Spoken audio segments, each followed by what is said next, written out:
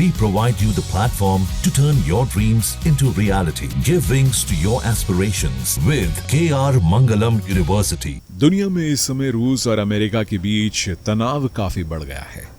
अमेरिकी राष्ट्रपति Donald Trump ने शुक्रवार को एक बड़ा कदम उठाते हुए 2 परमाणु पनडुब्बियों को तैनात करने का आदेश दिया है।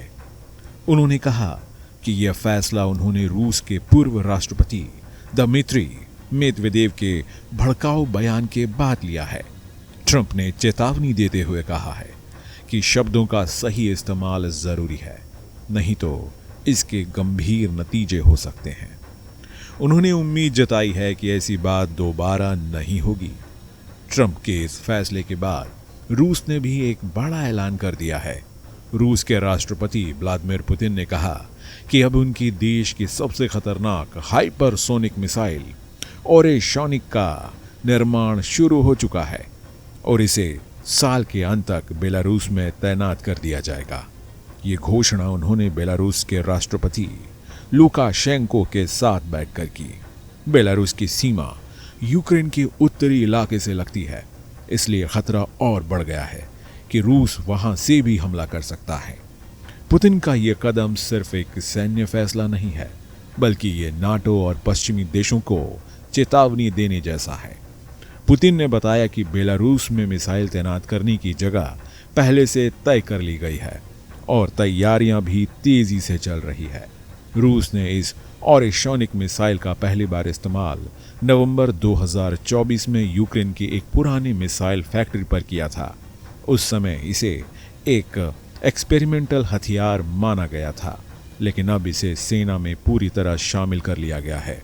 ओरेशोनिक मिसाइल की सबसे खास बात यह है कि इसके रफ्तार आवाज की गति से 10 गुना ज्यादा यानी मैक 10 है।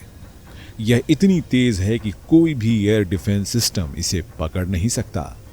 पुतिन के अनुसार यह मिसाइल पारंपरिक हथियारों से भी इतना नुकसान कर सकती है जितना एक छोटा परमाणु हमला करता है। इसकी तुलना अगर भारत की ब्रह्मोस मिसाइल से करें तो दोनों अपने अपने तरीके से खतरनाक है। ओरेशोनिक एक बैलिस्टिक मिसाइल है जो बड़े इलाकों को निशाना बना सकती है, जबकि ब्रह्मोस एक सुपरसोनिक क्रूज मिसाइल है जो दुश्मनों के जहाजों या ठिकानों पर सटीक हमला करती है। ब्रह्मोस की रफ्तार मैक 3 तक होती है और ये 800 किलोमीटर तक मार कर सकती है।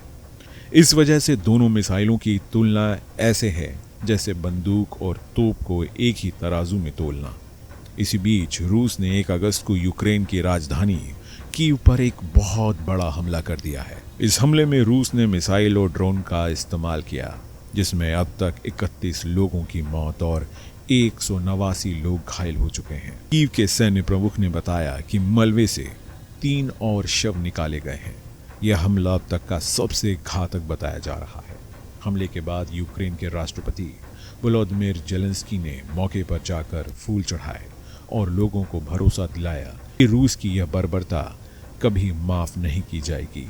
इस पूरी घटना से साफ है कि रूस और अमेरिका के बीच तनाव अब और खतरनाक मोड़ पर पहुंच चुका है और इसका असर पूरे यूरोप पर पड़ सकता है। दोनों देशों की ओर से किए जा रहे युद्ध के ये नए कदम पूरी दुनिया की चिंता बढ़ा रहे हैं। Team news nation. जहां भक्ति है हर शब्द में, कथाओं में छुपे हैं दिव्य रहस्य और ज्योतिष देता है जीवन को दिशा। धर्म से जुड़ी हर बातों को जानने के लिए हमारे चैनल स्तुति को सब्सक्राइब करें। चैनल पर जाने के लिए इस लिंक पर क्लिक करें।